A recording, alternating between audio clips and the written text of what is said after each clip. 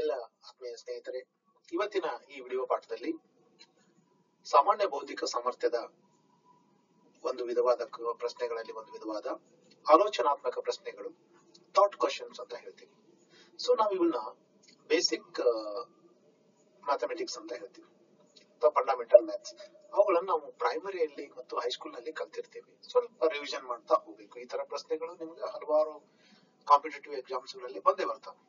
Okay, so ಈಗ ಕೆಳಗೆ ಸೂಚನೆ, ಕೆಳಗೆ ಕೊಟ್ಟಿರುವ ಪ್ರಶ್ನೆಗಳನ್ನು ಗಮನವಿಟ್ಟು ಓದಿ ಪ್ರತಿಯೊಂದು ಪ್ರಶ್ನೆ ಉತ್ತರವನ್ನು ಕಂಡುಹಿಡಿಯುವಂತಿರ್ತದೆ. ಅಥವಾ ಇಂಗ್ಲಿಷ್ ನಲ್ಲಿ directions: read the following questions carefully and find the answer. ಸರಿ, ಇಲ್ಲಿ ಒಂದು ಪ್ರಶ್ನೆ ಇದೆ.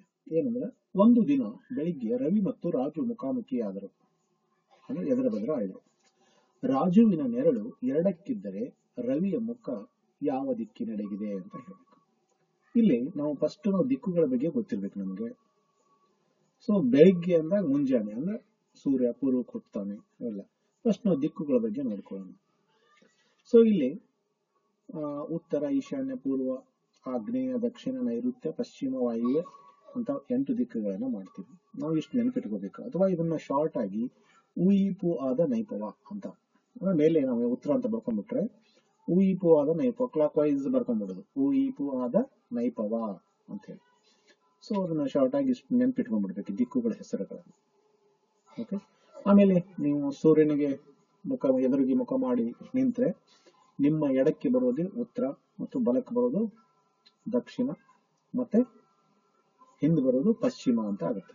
ಅಥವಾ ಪಶ್ಚಿಮಕ್ಕೆ ಮುಖ ಮಾಡಿ ನಿಂತ್ಕೊಂಡ್ರೆ ಅಥವಾ ಸೂರ್ಯ ಮುಳುಗುವ ದಿಕ್ಕಿಗೆ ಮುಖ ಮಾಡಿ ನಿಂತ್ಕೊಂಡ್ರೆ ನಿಮ್ಮ ಬಲಕ್ಕೆ ಬರುವುದು ಉತ್ತರ, ಎಡಕ್ಕೆ ಬರುವುದು ದಕ್ಷಿಣ ಆಗ್ತದೆ. ವಯಸ್ಸಾಗುತ್ತೆ, ಉಲ್ಟಾ ಪಲ್ಟಾ ಮಾಡ್ಬೋದು. ಸರಿ, ಇವಾಗ ಇಲ್ಲಿ ಪ್ರಶ್ನೆಗೆ ಹೋಗೋಣ. ಈ ದಿಕ್ಕುಗಳ ಬಗ್ಗೆ ನೆನಪಿಟ್ಕೊಡ್ರಿ ಇಷ್ಟು. ಈಗ ದಿಕ್ಕುಗಳಿಗೆ ಹೋಗಿ. ಪ್ರಶ್ನೆ ಏನು? ಒಂದು ದಿನ ಬೆಳಿಗ್ಗೆ ಅಂದ್ರೆ ಮುಂಜಾನೆ ಅಂತ ತಿಳ್ಕೊಂಡು, ಮುಂಜಾನೆ ಅಂದ್ರೆ ಸೂರ್ಯ ಹುಟ್ಟುವುದು. ಓಕೆ, ರವಿ ಮತ್ತು ರಾಜು, ರವಿ ರಾಜು ಇಬ್ರು ಹುಡುಗರು, ಅವರು ಮುಖಾಮುಖಿ ಎದುರು ಬದ್ರೆ ನಿಂತಿದ್ದಾರೆ, ಹ್ಯಾಂಡ್ ಶೇಕ್ ಮಾಡ್ತಾ ಅಂತ. ಈ ರೀತಿ ಹ್ಯಾಂಡ್ ಶೇಕ್ ಮಾಡ್ತಾ ನಿಂತಿದ್ದಾರೆ. ಈಗ ಒಬ್ಬ ರವಿ, ಇನ್ನೊಬ್ಬ ರಾಜು ಅಂತ ನೀವು ಕಲ್ಪನೆ ಮಾಡ್ಕೊಡ್ರಿ. ಈಗ ನಾನು ಚಿತ್ರ ಮುಖಾಂತರ ನಿಮ್ಗೆ ತೋರಿಸ್ತಾ ಇದ್ದೀನಿ, ಬಟ್ ನೀವು ಇಮ್ಯಾಜಿನ್ ಮಾಡ್ಕೋರಿ. ರವಿ ರಾಜು ಇಮ್ಯಾಜಿನ್ ಈ ಒಬ್ರು ಅತ್ತಗೆ ಎದುರ ಮುಖ ಮಾಡಿ ನಿಂತಿದ್ದಾರೆ. ಸೊ ಯಾರು? ರಾಜುವಿನ ನೆರಳು ಎರಡಕ್ಕಿದೆ. ರಾಜುವಿನ ನೆರಳು ಎರಡಕ್ಕಿದೆ. ಇವನು ರಾಜು ಆದ್ರೆ ಅವನ ನೆರಳು ಎರಡಕ್ಕಿದೆ ಅಂತಂದ್ರೆ, ಹಾಗಾದ್ರೆ ರಾಜು ಉತ್ತರಕ್ಕೆ ಮುಖ ಮಾಡಿ ನಿಂತಿದ್ದಾನೆ ಅಂದಾಗ ಅವನು ಎಡಕ್ಕೆ ಅಂತಂದ್ರೆ ಪಶ್ಚಿಮಕ್ಕೆ ನೆರಳು ಬಿದ್ದಿದೆ ಅಂತಂದ್ರೆ ಸೂರ್ಯ ಪೂರ್ವದಲ್ಲಿ ಹುಟ್ಟುತ್ತಾ ಇದ್ದಾನೆ. ಹಂಗಾರೆ ಎಡಕ್ಕೆ ಬಿದ್ದಿದೆ ಅಂತಂದಾಗ ಇವನು ಉತ್ತರ ಕಡೆ ಮುಖ ಮಾಡಿದ್ದಾನೆ. ಹಂಗಾರೆ ರವಿಯ ಮುಖ ಯಾವ ದಿಕ್ಕಿನಲ್ಲಿ? ಆಟೋಮೆಟಿಕ್ ಹೇಳ್ಬೋದು ನೀವು.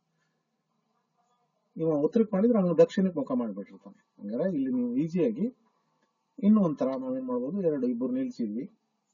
ಸೊ ಈಗ ಇಲ್ಲಿ ಪೂರ್ವ, ಇಲ್ಲಿ ನಕ್ಷೆ ಒಳಗೂ ಪೂರ್ವ ಇದೆ. ಸೊ ನೆರಳು ಈ ಕಡೆ ಬಿದ್ದಿದೆ ಎಡಗಡೆ. ಸೊ ಅವಾಗ ಹಂಗಾರೆ ಅವನ ಉತ್ತರಕ್ಕೆ ಇದ್ದಾನೆ, ಇವ ದಕ್ಷಿಣಕ್ಕೆ ಮುಖ ಮಾಡಿದಾನೆ. ಹಂಗಾರೆ ಇಲ್ಲಿ ಸರಿಯಾದ ಉತ್ತರ ರವಿಯ ಮುಖ ಯಾವ ಕಡೆ ಇದೆ ಅಂತಂದ್ರೆ ದಕ್ಷಿಣದ ಕಡೆ ಇದೆ ಅಂತ. ಹೀಗೆ ಇದ್ರ ಮೇಲೆ ಬೇಕಾದಷ್ಟು ಎಕ್ಸಾಮ್ ಕೊಡ್ತಾನೆ. ಈ ದಿಕ್ಕುಗಳ ಮೇಲೆ ಏನ್ ಮಾಡ್ತಾರ, ಎಡಕ್ಕೆ ಹೋದ 10 ಮೀಟರ್, ಮತ್ತೆ ಬಲಕ್ಕೆ ಹೊಳ್ಳಿ ಹಿಂಗ್ ಹೋದ, ಇವೆಲ್ಲ ಬರ್ತಾವ. ಪೈಥಾಗೋರಸ್ ಥಿಯರಂ ಹಾಗೆ ಅವನಂಗಾರೆ ಎಷ್ಟು ದೂರ ಕ್ರಮಿಸಿದ, ಅತ್ಯಂತ ಕನಿಷ್ಠ ದೂರ ಏನು, ಇವುಗಳ ಮೇಲೆ ಬೇರೆ ಬೇರೆ ತರಹದ ಕ್ವಶನ್ಗಳನ್ನ ಇವ್ರ ಮೇಲೆ ಮಾಡಬಹುದು. ಸರಿನಾ? ಓಕೆ, ಈಗ ಇನ್ನೊಂದು ಪ್ರಶ್ನೆ. ಇಲ್ಲಿ ಎ ಯು ಬಿ ಗಿಂತ 2 ವರ್ಷ ವಯಸ್ಸಿನಲ್ಲಿ ದೊಡ್ಡವನು. ನೋಡ್ರಿ, ಎ ಯು ಬಿ ಗಿಂತ 2 ವರ್ಷ ದೊಡ್ಡವನು ಅಂದ್ರ 2 ವರ್ಷ ಪ್ಲಸ್ 2 ವರ್ಷ ಎರಡಕತ್ತ. ಆಮೇಲೆ ಬಿ ಯು ಸಿ ಗಿಂತ 2 ಪಟ್ಟು ಹಿರಿಯ. ಇಲ್ಲಿ 2 ವರ್ಷ, ಇಲ್ಲಿ 2 ಪಟ್ಟು ಡಬಲ್. ಇಬ್ಬರೇ ಇಲ್ಲಿ 2 ವರ್ಷ ಹೆಚ್ಚು. ಓಕೆ, ಎ ಬಿ ಸಿ ಇವರ ಒಟ್ಟು ವಯಸ್ಸು 27 ವರ್ಷ. ಆದ್ರೆ ಬಿ ನ ವಯಸ್ಸು ಎಷ್ಟು? ಹಂಗಾರೆ ನಾವು ಫಸ್ಟ್ ಏನ್ ಮಾಡ್ಕೋಬೇಕು ಅಂದ್ರೆ ಪರಿಹಾರ ಅಂತ ಬರ್ಕೊಂಡು, ಈಗ ನಾವು ಫಸ್ಟ್ ಅಗ್ರಿ ಲಾಸ್ಟ್ ಇಂದ ತಗೊಂತ ಹೋಗ್ಬೇಕು ಹಿಂದ್ಗಡೆ. ಅಂದ್ರೆ ಸಿ ಯ ವಯಸ್ಸು ಎಕ್ಸ್ ಆಗಿರ್ಲಿ ಅಂತ ಇಟ್ಕೋಬೇಕು. ಈಗ ರಿವರ್ಸ್ ಹೋಗೋಣ. ಸಿ ಯ ವಯಸ್ಸು ಎಕ್ಸ್ ಆದ್ರೆ ಆವಾಗ ಬಿ ಯ ವಯಸ್ಸು ಎಷ್ಟಾಗತ್ತೆ ಅಂದ್ರೆ ಬಿ ಯು ಸಿ ಗಿಂತ 2 ಪಟ್ಟು ಹಿರಿಯ. ಅಂದ್ರೆ 2 ಪಟ್ಟು ಹಿರಿಯ. 2 ಪಟ್ಟು ಡಬಲ್ ಅಂದ್ರೆ ಇಂಟು ಮಾಡ್ಬೇಕಲ್ಲಿ ನಾವು. ಅಂದ್ರೆ ಎಕ್ಸ್ ಒಂದು ಎಕ್ಸ್ ಆದ್ರೆ ಅದು 2x ಆಗಿರ್ತದೆ. ಬಿ ವಯಸ್ಸು ಏನಾಗೈತಿ 2x ಆಗತ್ತೆ. ಓಕೆ, 2x ಆಗತ್ತೆ. ಹಂಗಾರ ಬಿಗಿಂತ ಎ 2 ವರ್ಷ ದೊಡ್ಡವ ಅಂದ್ರೆ ಪ್ಲಸ್ 2 ಆಗತ್ತೆ. 2x + 2 ಅಂತ ಆಗತ್ತೆ. ಎ ವಯಸ್ಸು 2x + 2. ಹಂಗಾರೆ ಇವು ಅಷ್ಟೂರು ವಯಸ್ಸು ಕೂಡಿಸಿದ್ರೆ 27 ವರ್ಷ ಆಗತ್ತೆ. ಹಾಗಾದ್ರೆ ಬಿ ನ ವಯಸ್ಸು ಎಷ್ಟು? ಹಂಗಾರೆ ನಾವು ಇಲ್ಲಿ ಕೂಡಿಸೋಣ, ಎಕ್ಸ್ 2x 2x + 2 ಇವಷ್ಟು ಕೂಡಿಸಿ = 27 ಅಂತ ಬರ್ಕೊಳ್ಳೋಣ. ಓಕೆ, ನೋಡಿ ಎಬಿಸಿ ಒಟ್ಟು ವಯಸ್ಸು 27. ಆದ್ದರಿಂದ x + 2x + 2x + 2 = 27. ಸೊ ನೀವು ಇಲ್ಲಿ ಸಜಾತಿ ಪದಗಳನ್ನ ಕೂಡಿಸ್ಲಿಕ್ಕೆ ಬರುತ್ತೆ. ಓಕೆ, ಹಂಗಾರೆ ಇಲ್ಲಿ ನೋಡ್ರಿ x 2x ಮತ್ತೆ 2x 4x ಇದೊಂದು 5x ಅಂದ್ರೆ ಆಮೇಲೆ ಈ 2 ನ ಸೊ ನೀವು ಪ್ರೈಮರಿಯಲ್ಲಿ ಕಲ್ತೀರಿ ಅಂದ್ರೆ ಎಡಗಡೆ ಇದ್ದಿದ್ದು ಬಲಗಡೆ ಹೋದಾಗ ಏನಾಗತ್ತೆ, ಬಲಗಡೆ ಇದ್ದಿದ್ದು ಅಲ್ಲಿ ಚಿಹ್ನೆಗಳು ಚೇಂಜ್ ಆಗ್ತಾವೆ ಅಂದ್ರೆ -2 ಆಗತ್ತೆ. ಸೊ ಅಂದ್ರೆ 5x + 2 = 27. ಅಂದ್ರೆ 5x = 27 - 2 ಅಂದ್ರೆ ಈ 2 ನ ಆ ಕಡೆ ತೆಗೆದುಕೊಂಡು ಹೋದಾಗ -2 ಆಗತ್ತೆ. ಈಗ 27ರಲ್ಲಿ 2 ಕಳೆಯಿರಿ 25 ಅಂದ್ರೆ 5x = 25. ಸೊ ಹಂಗಾರೆ x = 25/5 ಅಂದ್ರೆ ಕಡ್ತಾ ಹೊಡೆದ್ರೆ ಅಂದ್ರೆ 5 1 5 5 ಮತ್ತೆ ಹಾಗೆ 5 ಉತ್ತರ ಬಂತು. x = 5. x = 5 ಆಯ್ತು ಅಂದ್ರೆ ಸಿ ವಯಸ್ಸು ಆಯ್ತು. ನಾವು ಕೇಳಿದ್ದ ಯಾರ ವಯಸ್ಸು? ಬಿ ವಯಸ್ಸು ಕೇಳಿದ ಅಲ್ವಾ. ಬಿ ವಯಸ್ಸು ಕೇಳೋದ್ರಿಂದ ನಾವೇನ್ ಮಾಡ್ಬೇಕು, ಬಿ ವಯಸ್ಸು ಅಂತ ಎಷ್ಟು ಮಾಡ್ಕೊಂಡಿವಿ? 2x ಅಂತ ಮಾಡ್ಕೊಂಡಿವಿ. ಸೊ ಹಂಗಾರೆ 2 × 5 ಅಂತಂದ್ರೆ 10 ವಯಸ್ಸು. ಅಂದ್ರೆ ಬಿ ವಯಸ್ಸು 10. ಹಂಗಾರೆ ಸರಿಯಾದ ಉತ್ತರ ಯಾವುದು? 10 ವರ್ಷಗಳು. ಓಕೆ, ಇನ್ನೊಂದು ಕ್ವಶನ್ ನೋಡೋಣಲ್ವಾ. ಸರಿ, ಇವಾಗ 3ನೇ ಕ್ವಶನ್. ಇಂದು ಸೋಮವಾರ ಆದರೆ 59 ದಿನಗಳ ನಂತರ ದಿನ ಯಾವುದು ಅಂತ ಕೇಳಿ. ಸರಿ, ಸಿಂಪಲ್. ಇವತ್ತು ಸೋಮವಾರ, 59 ದಿನಗಳ ನಂತರ ಯಾವ ದಿನ ಬರ್ತದೆ, ಯಾವ ವಾರ ಇರ್ತದೆ ಅಂತ ಕೇಳಿದ. ಓಕೆ, ಸರಿ. ಇವಾಗ ನೀವು ಏನ್ ಮಾಡ್ಬೇಕು, ಒಂದು ವಾರಕ್ಕೆ ಎಷ್ಟು ದಿನಗಳು? 7 ದಿನಗಳು ಅಲ್ವಾ. ಸೊ ಅದನ್ನೇ ವಾರಕ್ಕೆ 7 ದಿನಗಳಾದ್ರೆ 59 / 7 7ರಿಂದ ಗುಣಿಸ್ಬೇಕು, ಭಾಗಿಸ್ಬೇಕು. ಸೊ ಈ ರೀತಿ. ಹಂಗಾರೆ 7 8 56 ಎಷ್ಟು ಉಳಿತು? 3 ದಿನಗಳು ಉಳಿದು. ಹಂಗಾರೆ 3 ದಿನಗಳು ಯಾವ್ಯಾವ ಉಳಿದವು? ಸೋಮವಾರ, ಮಂಗಳವಾರ, ಬುಧವಾರ.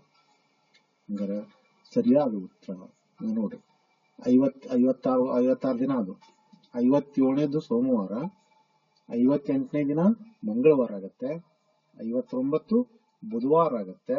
ಅಂದರೆ 60ನೇ ದಿನ ಅಂದ್ರೆ 59ರ ನಂತರ ದಿನ 60ನೇದು ಗುರುವಾರ ಆಗತ್ತೆ. ಹಾಗಾದ್ರೆ ಸರಿಯಾದ ಉತ್ತರ ಗುರುವಾರ. ಗೊತ್ತಾಯ್ತಾ? ಅಲ್ಲಿ ನೋಡ್ರಿ 59ರಲ್ಲಿ 8 ವಾರ ತೆಗೆದಿವಿ ಅಂದ್ರೆ 56 ದಿನ ಹೋದ್ವು. ಸೊ ಅಗೇನ್ 57ನೇದು ಸೋಮವಾರ, 58ನೇದು ಮಂಗಳವಾರ, 59ನೇದು ಬುಧವಾರ. ಅದ್ರ ನೆಕ್ಸ್ಟ್ ವಾರ ಯಾವ್ದಪ್ಪ ಅಂದ್ರೆ ಗುರುವಾರ 60ನೇದು. 59 ಆದ ನಂತರ ಬರ್ತಕ್ಕಂಥದ್ದು. ಸರಿನಾ? ಇದು ಗೊತ್ತಾಯ್ತಲ್ಲ ಮಕ್ಕಳೇ?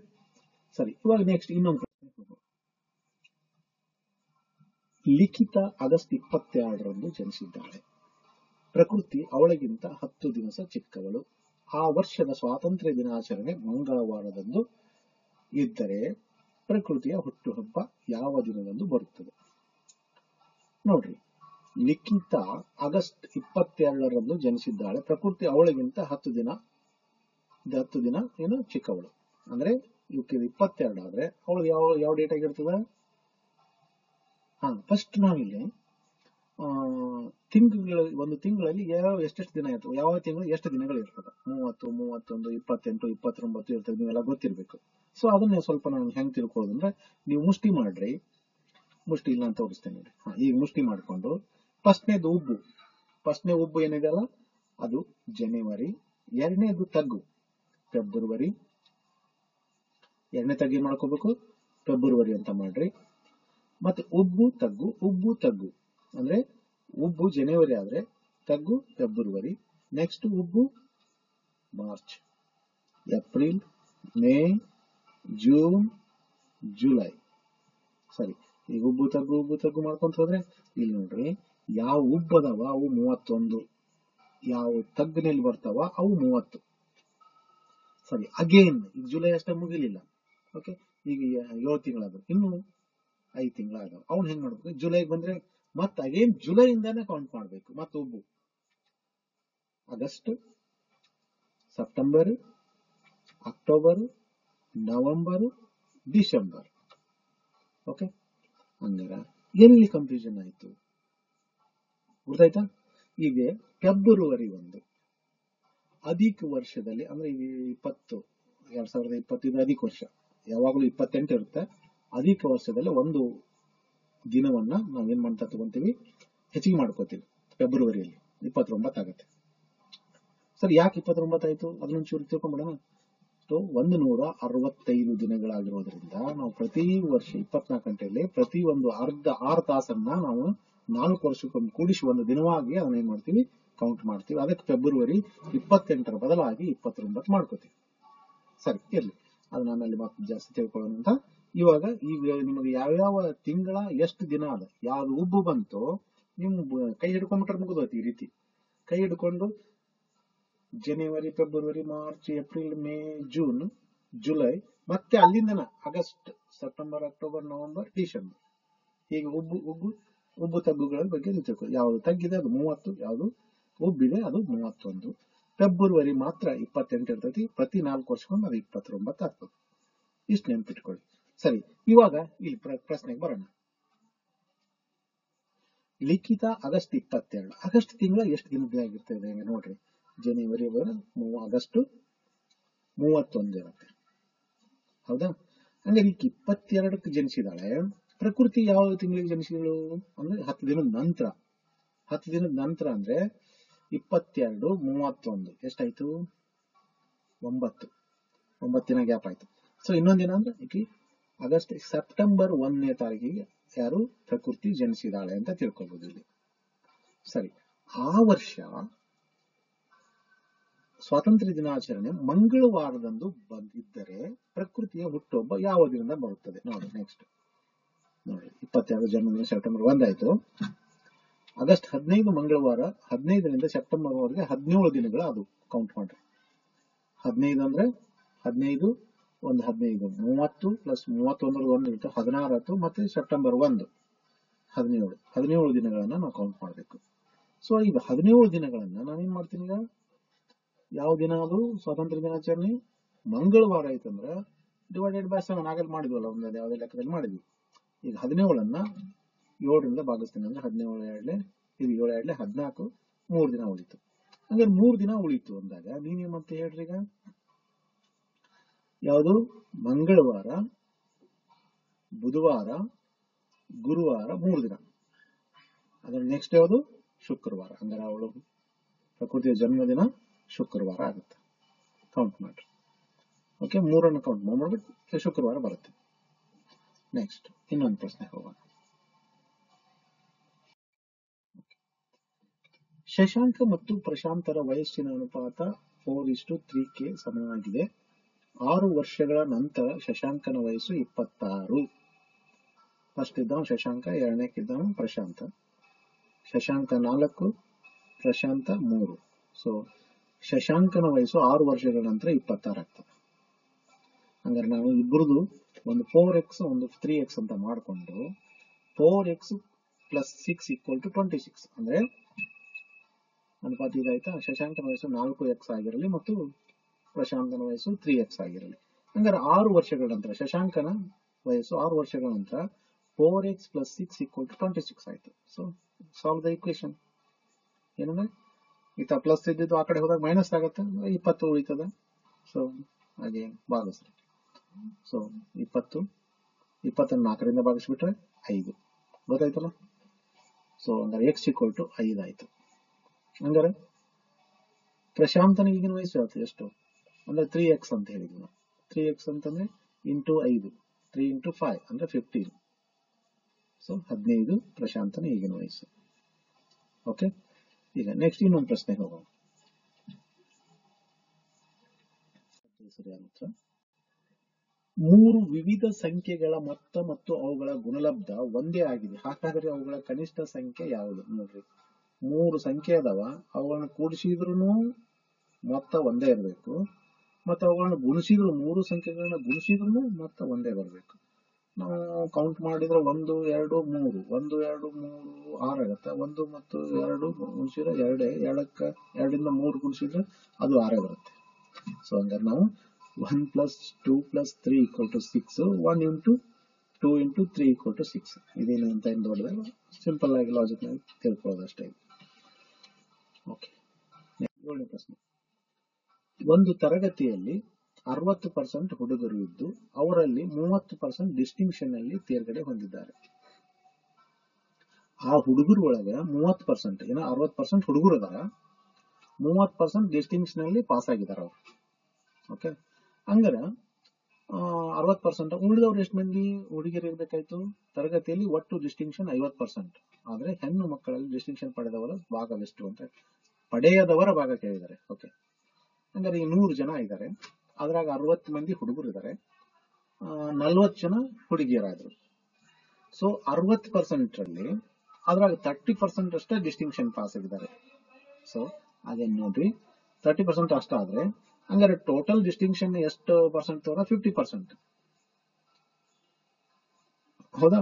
ಈಗ ನೋಡಿ, 100 ಮಕ್ಕಳು ಎಂದಾದರೆ 60 + 40 ಅಂದ್ರೆ 60 ಹುಡುಗರು, 40 ಹುಡುಗಿಯರು. 30% ಡಿಸ್ಟಿಂಕ್ಷನ್ ಅಂದ್ರೆ 60 × 30 / 100 ಅಂತ 18 ಹುಡುಗರು ಡಿಸ್ಟಿಂಕ್ಷನ್ ಆಗಿದ್ದಾರೆ. ಎಷ್ಟು? 60ರಲ್ಲಿ 18 ಹುಡುಗರು ಡಿಸ್ಟಿಂಕ್ಷನ್ ಆಗಿದ್ದಾರೆ. ಅಂದ್ರೆ ಒಟ್ಟು ಎಷ್ಟು ಪರ್ಸೆಂಟ್ ಡಿಸ್ಟಿಂಕ್ಷನ್ ಆಗಿದ್ದಾರೆ? 50%. 50% ಅಂದ್ರೆ 50 ಆಗ್ಬೇಕು ಹುಡುಗರು, ಒಟ್ಟು 50 ಹುಡುಗರು, 100ಕ್ಕೆ 50 ಹುಡುಗರು ಡಿಸ್ಟಿಂಕ್ಷನ್ ಆಗಿದ್ದಾರೆ. ಈಗ ಆಲ್ರೆಡಿ ಹುಡುಗರು 18 ಮಂದಿ ಆದ್ರೆ ಹುಡುಗಿಯರು ಎಷ್ಟಾದ್ರು? ಅಂದ್ರೆ 50ರೊಳಗೆ 18 ಕಳೆದ್ಬಿಟ್ರೆ 32 ಹುಡುಗಿಯರು ಡಿಸ್ಟಿಂಕ್ಷನ್ ಆಗ್ತಾರೆ. ಓಕೆ, ಸೊ ಹಂಗಾರೆ ಡಿಸ್ಟಿಂಕ್ಷನ್ ಆಗದೆ ಇರೋರು ಅಂದ್ರೆ 40ರಲ್ಲಿ 32 ಡಿಸ್ಟಿಂಕ್ಷನ್ ಆದ್ರೆ ಅಂದ್ರೆ 8 ಮಕ್ಕಳ ಮಾತ್ರ ಉಳಿದ್ರು, ಅಂದ್ರೆ 8/40. 8 ಮಂದಿ ಅಷ್ಟೇ ಡಿಸ್ಟಿಂಕ್ಷನ್ ಪಡೆದಿಲ್ಲ ಹೆಣ್ಣು ಹುಡುಗಿಯರೊಳಗೆ. ಅದನ್ನ ನಾನು 8ಅನ್ನ ಕಟ್ತಾ ಹೊಡೆದ್ರೆ 8 1 8 5 40. ಸೊ 1/5 ಅಂತೇಳಿ 1/5 ಅಂದ್ರೆ 1/5 ಮಕ್ಕಳು ಹೆಣ್ಮಕ್ಳು ಡಿಸ್ಟಿಂಕ್ಷನ್ ಪಡೆದಿಲ್ಲ. ಪಡೆಯದವರ ಭಾಗ ಕೇಳಿದ್ದಾರೆ ಅಲ್ಲಿ. Okay, clear? So last question, 8ನೇದು ನೋಡೋಣ. ಅಂದ್ರೆ 1/5 ಇದೆ ರೈಟ್ ಆನ್ಸರ್. Next question. ಒಂದು ತೋಟದಲ್ಲಿ ಒಂದು ಸಾಲಿನಲ್ಲಿ 4 ನಿಂಬೆ ಗಿಡಗಳಿವೆ. ಓಕೆ, 4 ನಿಂಬೆ ಗಿಡಗಳಿವೆ ಒಂದು ಸಾಲಿನಲ್ಲಿ. ಒಂದು ತೋಟದಲ್ಲಿ ಒಂದು ಸಾಲಿನಲ್ಲಿ 4 ನಿಂಬೆ ಗಿಡಗಳಿವೆ. 1 4 1 2 3 4 ನಿಂಬೆ ಗಿಡಗಳು. ಮೊದಲನೇ ಗಿಡವು ಎರಡನೇ ಗಿಡಕ್ಕಿಂತ ಗಿಡದ 2ರಷ್ಟು, ಒಟ್ಟು 4 ಲೈನ್ ಇದೆ. ಓಕೆ, ಮೂರನೇ ಗಿಡದ 3ರಷ್ಟು ಮತ್ತು ಮೂರನೇ ಗಿಡವು 4ನೇ ಗಿಡದ 4ರಷ್ಟು ನಿಂಬೆ ಹಣ್ಣುಗಳನ್ನು ಕೊಡುತ್ತದೆ. ಒಟ್ಟು ನಿಂಬೆ ಹಣ್ಣುಗಳ ಸಂಖ್ಯೆ 410 ಆದರೆ ಮೊದಲನೇ ಗಿಡದಲ್ಲಿ ಬಿಟ್ಟ ನಿಂಬೆ ಹಣ್ಣುಗಳ ಸಂಖ್ಯೆ ಏನು? ಅಂದ್ರೆ 4ನೇ ಗಿಡದಲ್ಲಿರುವ ಹಣ್ಣುಗಳ ಸಂಖ್ಯೆ x ಆಗಿರಲಿ ಅಂತ ತೆಗೆದುಕೊಳ್ಳೋಣ. ಓಕೆ, ಅಂದ್ರೆ 4ನೇ ಗಿಡದ ಸಂಖ್ಯೆ x ಆಗಿದ್ರೆ ಅಂದ್ರೆ ಒಂದು ಡಬಲ್ ಆಗ್ತಾ ಹೋಗ್ತದೆ, ಅಂದ್ರೆ 2 ಪಟ್ಟು ಅಂತ ಹೇಳ್ತಾನೆ. x ಇದ್ದು 4x 4ರಷ್ಟು ಅಂದಾಗ ನೋಡ್ರಿ, 4ನೇ ಗಿಡದ್ದು 4ರಷ್ಟಿದೆ, ಇದರ 3ರಷ್ಟು, ಇದರದ್ದು 4ನೇ ಇದು 4ನೇದ್ದು, ಇದು 4ನೇದ್ದು, ಇದು 3ನೇದ್ದು, ಇದು 2ನೇದ್ದು, ಇದು 1ನೇದ್ದು. ಸೊ ಇದರ 4ರಷ್ಟು ಅಂದ್ರೆ 4x, 3ರ 2ರಷ್ಟು, ಇದು 3ರಷ್ಟು ಅಂದ್ರೆ 12x, ಅಂದ್ರೆ 2ನೇದ್ರ 1ರಷ್ಟು ಅಂತಂದಾಗ ಅಲ್ಲಿ ಏನಾಗ್ತದೆ? ಡಬಲ್ ಅಂದ್ರೆ 24x ಆಗುತ್ತೆ. ಓಕೆ, ಅಂದ್ರೆ ಒಟ್ಟು ಹಣ್ಣುಗಳ ಸಂಖ್ಯೆ 110 = 410.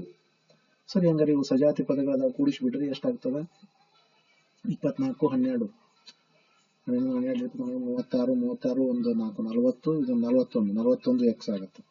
41x = 4 10 ಅಂದ್ರೆ 41 41 ಹೋಯ್ತು. ಸೊ 0 1 10 ಅಂದ್ರೆ x = 10 ಆಯ್ತು. ಸೊ ಅಂದ್ರೆ ಒಂದನೇ ಗಿಡದಲ್ಲಿ ಹಣ್ಣುಗಳ ಸಂಖ್ಯೆ ಅಂದ್ರೆ ಒಂದನೇ ಗಿಡ ಇದು 24 × x ಅಂದ್ರೆ 240 ಗಿಡಗಳು, 40 ಹಣ್ಣುಗಳು ಇರ್ತವೆ. ಗೊತ್ತಾಯ್ತಾ? ಸರಿ, 240 ಸರಿಯಾದ ಉತ್ತರ. ಓಕೆ, ಧನ್ಯವಾದಗಳು ಎಲ್ಲರಿಗೂ. ಸೊ ಇದೇ ತರ ಕ್ವಶನ್ಸ್ ಬಹಳಷ್ಟು ಬರ್ತಿರ್ತವೆ. ಅವ್ನು ಬೇರೆ ಬೇರೆ ತರ ಇರ್ತವೆ, ನೋಡುವ. ನೀವು ನನ್ನ ಕಾಂಟ್ಯಾಕ್ಟ್ ಮಾಡಿದ್ರೆ ನಾನು ಅಂತ ಕ್ವಶನ್ ಇದ್ರೆ ಆನ್ಸರ್ ಬರ್ದು ಕಳಿಸ್ಬೋದು. ಏನಾದ್ರೂ ಡೌಟ್ ಬಂದ್ರೆ ನನಗೆ ವಾಟ್ಸಪ್ ಮುಖಾಂತರ ಮೆಸೇಜ್ ಮಾಡಿ. Okay, thank you for watching. So video ಇಷ್ಟ ಆದ್ರೆ ಸಬ್ಸ್ಕ್ರೈಬ್ ಆಗಿ.